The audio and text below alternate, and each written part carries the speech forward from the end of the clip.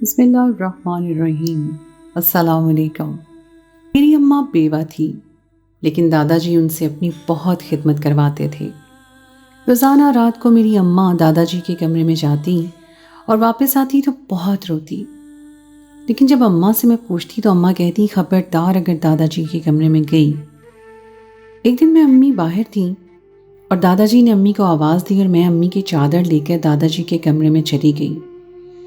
अंदर गई तो दादाजी ने अम्मी समझकर मेरे साथ जो कुछ किया, मुझ पर तो कयामत टूट पड़ी, क्योंकि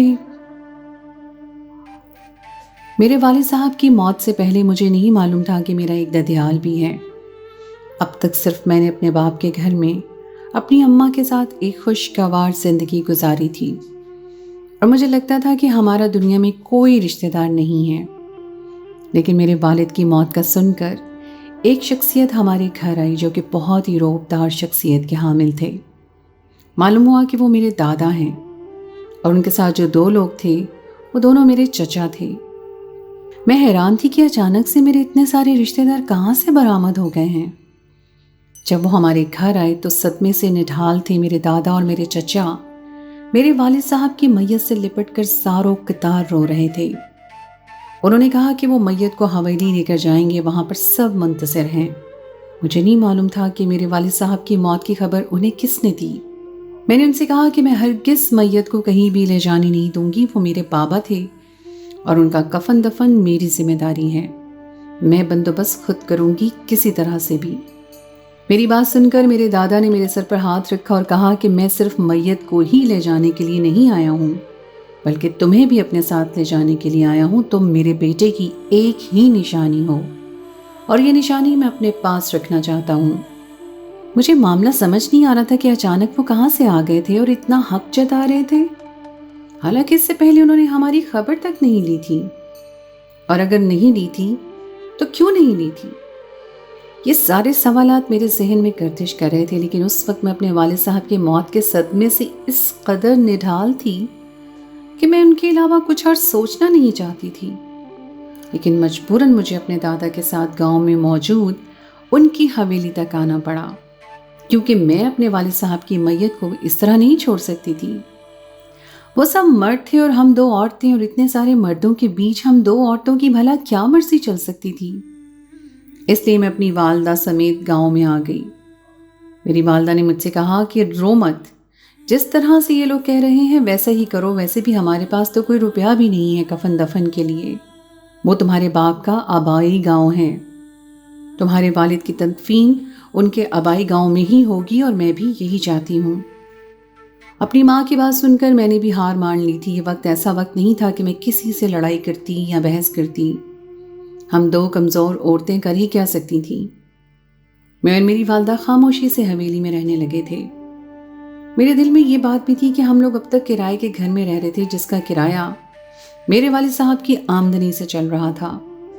और मुझे यकीन था कि मेरी माँ भी यही सोच रही थी कि हमारे पास वापस जाने के लिए कोई जगह नहीं है। ये बहुत बड़ी हवेली थी। मुझे कुछ ही दिनों में अंदाज़ा हो चुका था कि मेरे वालिद गांव के बहुत बड़े चौधरी थे, कि मेरे दादा गांव के बहुत बड़े चौधरी थे। पूरे गांव में उनका रौब और दबदबा था। मेरे दादा बार बार मेरे पास आकर मेरे सर पर हाथ रखते, मुझे प्यार करते, लेकिन मुझे कुछ भी महसूस नहीं होता था। मुझे हवेली के मकीनों से किसी किस्म की कोई उनसियत नहीं थी, और होती भी क्यों, मैं तो उनको जानती तक नहीं थी आज से पहले। अचानक से मेरे रिश्तेदारों का आना, फिर हमारा हवेली में रहना, मेरे दादा का प्यार, मेरे चचाओं की शफकत, इन सब बातों को मेरा जहन कबूल नहीं कर रहा था। मेरी उम्र 20 साल थी और मैं अपनी तालीम मुकम्मल करके घर में बैठी हुई थी और नौकरी की तलाश में थी कि यह हादसा हो गया। इतनी बड़ी हवेली में मुझे घुटन सी हो रही थी। शायद वजह यह थी कि यहाँ का माहौल इस माहौल से बहुत मुख्तलिफ था जिसमें मैंने अब तक सारी जिंदगी गुजारी थी। मुझे यहाँ आकर बिल्कुल भी अच्छा नहीं लग रहा था। कुछ दिन गुजरे तो मैंने मेरी वालदा से कहा कि अम्मी, हम क्यों ना वापस शहर चलते हैं। मैं नौकरी कर लूँगी और हमारा गुजर सफ़र अच्छा हो जाएगा। मेरी बात सुनकर मेरी माँ ने अजीब नज़रों से मुझे देखा और कहा कि 20 से 30 हज़ार तो घर का किराया होगा। क्या तुम महीने में इतना कमा लोगी? इसके अलावा घर का खर्च अलग होगा, राशन वगैरह, खाने पीने का सामान। اتنی महंगाई हो गई है, हम लोग अफोर्ड नहीं कर सकते। मैं खुद यहाँ नहीं रहना चाहती हूँ, लेकिन तुम समझो, हमारे पास इसके अलावा फिलवक्त कोई और चारा नहीं है। शहर वापस जाने के लिए हमारे पास पैसे होने चाहिए, जो कि हमारे पास नहीं है। अपनी वालदा की बात सुनकर मैं परेशान हो गई थी। मुझे लगा कि वो मेरा हौसला बढ़ाएंगी और हम दोनों वापस शहर चले जाएंगे, लेकिन मेरी वालदा के हौसले शायद मेरे वालिद की मौत के बाद पस्त हो चुके थे। लेकिन उनकी अगली बात ने मुझे इस ख्याल को गलत साबित कर दिया। उनके हौसले बिल्कुल भी पस्त नहीं हुए थे, बल्कि यहाँ रहने का एक ख़ास मकसद था, और बकौल उनके, जब तक वो मकसद पूरा नहीं हो जाता हम यहाँ से कहीं नहीं जाएंगे। अपनी वालदा की प्लानिंग सुनकर तो मैंने सोचा कि वाकई में ठीक कह रही हैं। जब तक ये मकसद पूरा नहीं हो जाता हमें यहीं पर रहना चाहिए। मैं तो नौकरी करने का सोच रही थी, लेकिन मेरी वालदा बहुत दूर का सोचे बैठी थी। मुझे भी उनकी बात से इत्तेफाक था। जो बात उन्होंने मुझे बोली थी, मेरी वालदा ने मुझसे कहा कि इस बात की किसी को कानो कान खबर नहीं होनी चाहिए कि हम दोनों माँ बेटी किसी मकसद के तहत हवेली में रहने पर मजबूर हैं। जैसे ही हमारा मकसद पूरा हो जाएगा, इससे अगले दिन हम खामोशी से हवेली छोड़ देंगे और किसी को कुछ मालूम नहीं होगा। इसी तरह हम दोनों इस हवेली में रहने लगे और सब कुछ ठीक जा रहा था। मेरे दादा मुझे बहुत प्यार करते थे। वो कहते थे कि तुम्हारी शक्ल बिल्कुल मेरे बेटे से मिलती है, तुम्हें देखकर मेरी आंखें ठंडी होती हैं। मैं चाहता हूँ तुम हमेशा मेरे पास रहो। मैंने उनसे कहा कि मैं आपके पास हूँ, मैं आपको छोड़कर कहीं नहीं जाऊँगी, लेकिन ये बात सिर्फ मैंने अपने मकसद की वजह से की थी, वरना मेरा यहाँ रहने का कोई इरादा नहीं था।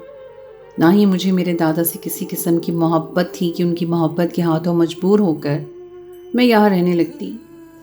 मैं भला उन लोगों से कैसे मोहब्बत कर सकती थी जिन्होंने सारी ज़िंदगी हमारी खबर नहीं ली, और अचानक से मेरे वालिद की मौत की खबर सुनकर वो लोग आ गए और अपना हक जताने लगे।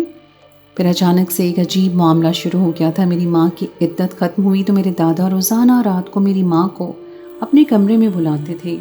वो कहते थे कि मेरी बाकी बहू ने सारी ज़िंदगी मेरी खिदमत की है, लेकिन मेरी इस बहू ने मेरी कोई खिदमत नहीं की है। इसे कभी मौका ही नहीं मिला मेरी खिदमत करने का, इसलिए आज के बाद मेरी यही बहू यानी कि मेरी माँ उनकी खिदमत करेगी। लेकिन मेरी समझ में ये बात नहीं आ रही थी कि ऐसी कौन सी खिदमत थी जिसके लिए सिर्फ रात को ही मेरी माँ को मेरे दादा अपने कमरे में बुलाते थे। कौन सा ऐसा काम था जो दिन में नहीं हो सकता था। अब मेरी माँ रोज़ रात खाना खाने के बाद दादा के कमरे में चली जाती और देर से वापस आती। जब मेरे सोने के वक्त करीब होता, मैं देखती कि मेरी माँ जब भी दादा के कमरे से आती तो बिस्तर में छुपकर हल्की आवाज़ में रोती रहती थी। उन्हें लगता था कि मैं बेखबर सो रही हूँ, लेकिन मुझे सारी रात उनकी हल्की हल्की सिसकियों की आवाज़ अंधेरे कमरे में सुनाई देती थी। ऐसा महसूस होता था कि उन्हें कोई बहुत ज़्यादा तकलीफ़ है जिसकी वजह से वो रो रही हैं, लेकिन अपनी तकलीफ़ बयान नहीं कर पा रही। परेशान हो गई कि आखिर ऐसी भी क्या बात है जो मेरी माँ मुझे बता नहीं पा रही है या फिर बताना नहीं चाहती हैं। वो तो अपनी हर परेशानी मुझसे शेयर करती आई थी अब तक, तो आज ऐसा क्या हो गया था कि वो मुझे बताने से कासिर थी। जब से मैं इस हवेली में आई थी तब से लेकर रोज़ाना कोई ना कोई ऐसी बात मेरे सामने आती थी जिसके बायस मेरा सुकून ख़त्म होता जा रहा था। सबसे पहले अपने वालिद की मौत का सदमा था जो मुझसे अब तक बर्दाश्त नहीं हो रहा था। उसके बाद हम माँ बेटी को अपना वो मकसद हासिल करना था जिसकी वजह से हम यहाँ रहने पर मजबूर थी। लेकिन अब अपनी माँ की ये हालत देखकर मुझे ज़्यादा परेशानी हो रही थी, क्योंकि मुझे कुछ बता नहीं रही थी कि अगर बताती तो इतना मसला ना होता। मैंने कई बार सोचा कि मैं उनसे पूछूं कि आखिर ऐसी क्या बात है कि दादा के कमरे से वापस आने के बाद वो सारी रात रोते हुए गुजार देती हैं। मैंने महसूस किया था कि उनकी सेहत भी दिन ब दिन गिरती चली जा रही थी। उनकी आंखों के नीचे हल्के पड़ रहे थे। मुझे लगा ये कुछ दिनों की बात है, शायद मेरे वालिद साहब को याद करके मेरी माँ रोती है रात को। लेकिन अब मुझे दाल में कुछ काला लगने लगा था। मामला कुछ और था और मुझे इस मामले की तह में जाना था, क्योंकि ये मेरे दादा और मेरी माँ का मामला था। और आखिर ऐसा भी क्या था जो मुझसे राज रखा जा रहा था। अजीब बात यह थी कि दादाजी अपने कमरे में किसी को भी आने की इजाज़त नहीं देते थे। वो मुझसे बात करते थे तो कमरे से बाहर आकर मुझसे मिल लेते थे, लेकिन कभी भी मैं उनके कमरे में नहीं गई थी। मेरी एक कज़न थी, उसने मुझे बताया कि दादाजी के कमरे में किसी को भी जाने की इजाज़त नहीं होती है। अपनी कज़न की बात सुनकर मैं हैरान हो गई कि जब दादाजी के कमरे में किसी को जाने की इजाज़त नहीं थी तो फिर मेरी माँ को वो क्यों अपने कमरे में बुलाते थे। اور وہ بھی رات کو؟ یہ تمام باتیں سوچ سوچ کر میرا دماغ پھٹا جا رہا تھا. مجھے کوئی سرا نہیں مل رہا تھا کہ آخر مسئلہ کہاں پر ہے. ایک دن میں نے اپنی امی سے پوچھ لیا کہ آپ دادا کے کمرے سے باہر آ کر رونا کیوں شروع کر دیتی ہیں؟ تو میری بات سن کر میری ماں نے حیرت سے مجھے دیکھا اور کہا، تمہیں کیسے پتا چلا کہ میں روتی ہوں؟ تو میں نے بتایا کہ میں ساری رات آپ کی سسکیوں کی آواز سنتی ہوں. میری بات سن کر انہوں نے کوئی جواب نہیں دیا. میں نے کہا ٹھیک ہے، میں خود دادا جی کے کمرے میں جاؤں گی اور دیکھوں گی کہ ماجرا کیا ہے. میری بات سن کر میری امی نے سختی سے مجھے منع کیا کہ کبھی بھی ان کے کمرے میں نہیں جانا. اس بات نے مجھے مزید سوچ میں ڈال دیا تھا کہ یہ کوئی نارمل حالات نہیں تھے جو چل رہے تھے. میں نے فیصلہ کر لیا کہ کسی طرح میں ان کے کمرے میں ضرور جاؤں گی اور پتہ لگاؤں گی کہ اکیلے اصل بات ہے کیا. آخر دادا جی میری والدہ سے ایسا کیا کام لیتے ہیں کہ وہ ساری رات روتی تھیں. ایک رات میری امی کے سر میں شدید درد تھا. میں انہیں نیند کی دوائی دی اور انہیں جلدی سلا دیا. میں لائٹ آف کر کے کمرے سے جیسے ہی باہر نکلی تو دادا جی کا بلاوا آ گیا میری امی کے لیے. میرے ذہن میں اچانک سے خیال آیا کہ یہی ایک موقع ہے کہ دادا جی کا اور امی کے رونے کا راز جاننا چاہیے. کیوں نہ میں امی کی چادر اوڑھ کر دادا جی کے کمرے میں اس وقت چلی جاؤں تاکہ مجھے معلوم ہو سکے کہ آخر ان دونوں کے مابین کیا معاملات ہیں. اگر مجھے ساری بات نہیں پتہ چلی تو کم از کم تھوڑی بہت معلومات تو میں حاصل کر ہی لوں گی. میں آرام سے کمرے کے اندر گئی اور اپنی ماں کی چادر اٹھائی اور امی کی چادر اوڑھ کر دادا جی کے کمرے کی جانب بڑھنے لگی. دادا جی کے کمرے میں جاتے ہوئے میرے قدم من من کے ہو رہے تھے. میرا دل زور زور سے دھڑک رہا تھا. میں نے بہت آرام سے دروازے کا ہینڈل گھمایا تو دیکھا کہ کمرے میں نیم اندھیرا ہے اور زیرو بلب کی روشنی کمرے میں پھیلی ہوئی تھی. میرے دادا اپنے بیڈ پر نیم دراز تھے. مجھے لگا مجھے دیکھ کر بولے کہ اندر آ جاؤ اور دروازے کو اچھے طریقے سے کنڈی لگا دو. کنڈی لگانے والی بات پر تو میں حیران ہو کر رہ گئی. میں نے چادر سے ہلکا سا گھونگھٹ کیا ہوا تھا اور میرے دادا جی مجھے پہچان نہیں پائے. وہ مجھے امی سمجھ رہے تھے. میں نے دروازے کو کنڈی لگائی اور آرام سے چل کر ان کے سامنے جا کر کھڑی ہو گئی جھکے ہوئے سر کے ساتھ. لیکن اگلے ہی پل دادا جی نے مجھے میری ماں سمجھ کر میرے ساتھ جو سلوک کیا اس کو بیان کرتے ہوئے میری روح لرز رہی ہے. وہ میرے ساتھ ایسا کام کرنے لگے جو میری برداشت سے باہر تھا. اگلے ہی پل میں نے اپنا گھونگھٹ پلٹ کر جب اپنا چہرہ دادا جی کو دکھایا تو وہ حیرت سے مجھے دیکھنے لگے اور مجھے کہا کہ تم یہاں کیوں آئی ہو؟ میں نے تمہاری ماں کو بلوایا تھا. میں نے غصے سے دادا جی کو کہا کہ مجھے ان سے یہ امید نہیں تھی. میں صرف یہ جملہ کہہ کر جلدی سے کمرے سے باہر نکلی اور زور سے کمرے کا دروازہ بند کیا اپنے غصے کا اظہار کرنے کے لیے. پھر میں اپنے کمرے میں آ گئی اور آج اپنی ماں کی جگہ میں بستر پر دراز ہو کر رو رہی تھی. مجھے ساری بات سمجھ آ گئی تھی کہ میری ماں روزانہ رات کو دادا جی کے کمرے سے واپس آ کر کیوں روتی رہتی ہے اور آج میں بھی اسی طرح رونے پر مجبور ہو گئی. میرا دیر تک روتی رہی. نہ جانے کس وقت میری آنکھ لگ گئی مجھے پتہ ہی نہ چلا. صبح جب میں نیند سے بیدار ہوئی تو میری آنکھوں کے پپوٹے سوجے ہوئے تھے. میری ماں نے میرے چہرے کی طرف دیکھا اور کہا کہ کیا تم ساری رات روتی رہی ہو؟ تمہاری آنکھیں بتا رہی ہیں کہ تم روئی ہو. بتاؤ کیا بات ہے؟ میں نے اپنی ماں سے کہا کہ کل ان کے سونے کے بعد میں ان کی چادر اوڑھ کر دادا کے کمرے میں چلی گئی اور مجھے ساری حقیقت معلوم ہو گئی کہ وہ آپ کے ساتھ کیا کرتے ہیں. آپ نے تو مجھے کچھ نہیں بتایا لیکن مجھے خود سب کچھ معلوم ہو گیا. اگر میں اس معاملے کی تہہ تک نہ جاتی تو مجھے تو کبھی پتہ نہ چلتا کہ آپ کے ساتھ اس قسم کا سلوک ہو رہا ہے. میری بات سن کر میری ماں کی آنکھوں میں آنسو آ گئے. انہوں نے کہا کہ میں یہ سب صرف اس لیے برداشت کر رہی ہوں تاکہ تمہیں جائیداد میں سے تمہارے باپ کا حصہ مل سکے اور تمہارا مستقبل سنور جائے. ہم دونوں پھر سے واپس چلے جائیں اور پھر ہم تمہاری کسی اچھی جگہ شادی کر دیں. یہی وہ مقصد تھا جس کے لیے میری ماں نے اس حویلی میں روک کے رکھا تھا خود کو، یعنی کہ جائیداد کا حصہ لینا ہمارا مقصد تھا. مجھے بھی اس بات سے مسئلہ نہیں تھا کیونکہ میرا جائز حق تھا. میرے باپ کی جائیداد میں جو بھی حصہ تھا وہ ان کے بعد میرا ہی تھا. ایسا نہیں تھا کہ میں اس بات کے انتظار میں تھی کہ میرا باپ مر جائے اور ان کی جائیداد مجھے مل جائے. لیکن ہم دونوں بہت مجبور تھے. اگر ہم واپس شہر جاتے تو ہمارے پاس روپیہ بھی نہیں تھا کہ خرچہ اٹھاتے. اس لیے بہت ضروری تھا کہ ہمیں ہمارا شرعی اور قانونی حق مل سکے. मैं सिर्फ अपना हक हासिल करने के लिए इस हवेली में रह रही थी। अब तक मुझे इसमें कोई बुराई नहीं लग रही थी, मैं किसी का हक नहीं मार रही थी, बल्कि अपना हक वसूल करने की कोशिश में थी। लेकिन आज दादाजी की असलियत जानकर एहसास हुआ कि मेरी माँ किस कर्ब और अज़ियत से गुजर रही थी, इतने दिन से सिर्फ इसलिए कि मुझे मेरा हक मिल सके। उस वक्त मैं जैसे ही दादाजी के कमरे में जाकर खड़ी हुई तो उन्होंने मुझे अपने सामने झुकने को कहा, और जैसे ही मैं उनके सामने झुकी तो उन्होंने एक चाबुक उठाकर बहुत बुरे तरीके से मुझे मारना शुरू कर दिया।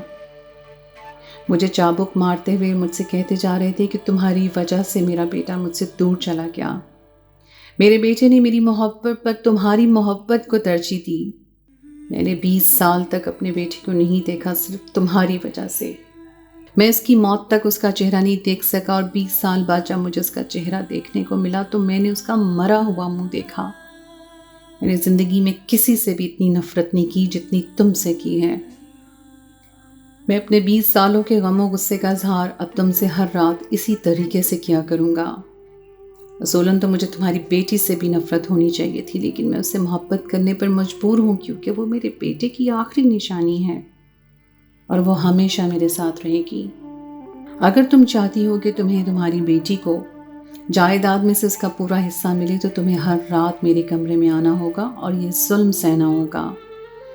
अगर तुम ये काम नहीं करोगी तो फिर तुम्हारी बेटी को एक फूटी कौड़ी भी नहीं मिलेगी और मैं उसकी शादी अपने पोते से करवा दूंगा, जो कि बहुत ही आवारा मिजाज है।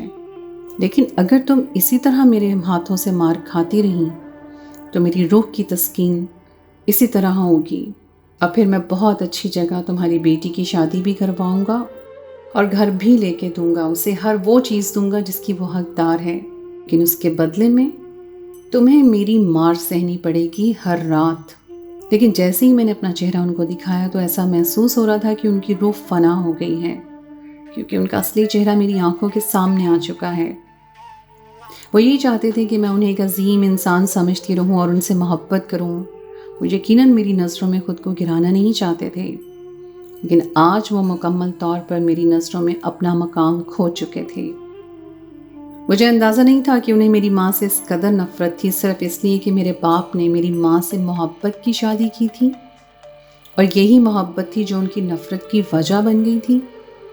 वो इतने सालों में भी इस नफ़रत को अपने दिल से ख़त्म नहीं कर पाए थे, बल्कि इतने सालों में रोज़ बरोज़ उनकी नफ़रत मेरी माँ के लिए बढ़ती चली गई, और अंजाम ये हुआ कि वो मेरी माँ को इस तरह से अज़ियत पहुँचा रहे थे कि किसी को कानों का खबर ना हो सकी। मेरी माँ की तो सेहत भी इस काबिल नहीं थी कि इतनी मार सह सके, और मेरी माँ सिर्फ मेरी खुशी और मेरे रोशन मुस्तकबिल की खातिर इतना दर्द बर्दाश्त कर रही थी, वो भी इतने दिनों से। और सितम ये कि उन्होंने उफ तक नहीं किया था। क्या औलाद इंसान को इस कदर मजबूर कर देती है कि वो हर किस्म की तकलीफ उठाने के लिए तैयार हो जाता है? क्या वालिदैन को औलाद इतनी अजीज होती है कि अपनी जान से भी ज्यादा? अपनी माँ का सोचकर मेरे दिल में उनके लिए मोहब्बत और इज्जत इस कदर बढ़ चुकी थी कि जिसका कोई हिसाब नहीं था। मैं सोच रही थी कि अगर मेरे बाप ने मेरी माँ से मोहब्बत की थी तो बिल्कुल ठीक की थी, मेरी माँ थी ही मोहब्बत की हकदार। सुबह मैंने अपना बोरिया बिस्तर समेटा और अपनी माँ से कहा कि हम यहाँ से चले जाते हैं, मुझे इन लोगों से एक फूटी कौड़ी भी नहीं चाहिए। जब सुबह दादाजी ने देखा कि हम लोग जा रहे हैं तो उन्होंने मुझे रोकने की बहुत कोशिश की। मेरी आंखों में आंसू आ गए। मैंने उनसे कहा कि जिस घर में मेरी माँ पर सिर्फ इसलिए जुल्म होता है कि मेरे बाप ने उनसे मोहब्बत की शादी की थी, तो मुझे इस घर में नहीं रहना। आपकी आना को शायद तस्कीन मिलती होगी मेरी माँ को तकलीफ पहुँचा कर, लेकिन क्या ये कभी सोचा है कि आपके बेटे की रूह को कितनी तकलीफ होती होगी जब आप मेरी माँ को चाबुक से मारते होंगे? असल में आपको किसी से भी मोहब्बत नहीं है, आपको मेरे वालिद से भी मोहब्बत नहीं थी, आपको बस अपनी अना को तस्कीन देनी थी। मैं ये अल्फाज कहते हुए वहाँ से अपनी माँ को लेकर शहर आ गई। कुछ अरसा तो हमने मेरी सहेली के घर गुजारा, फिर मेरी नौकरी लग गई और हम एक छोटा सा फ्लैट किराए पर लेकर वहाँ पर रहने लगे। मेरी माँ भी उसी बिल्डिंग के बच्चों को ट्यूशन पढ़ा कर गुजारा करने लगी और हमारा अच्छा गुजर सफ़र होने लगा। ज़िंदगी पहले जैसी तो नहीं थी, बहुत दुख थे।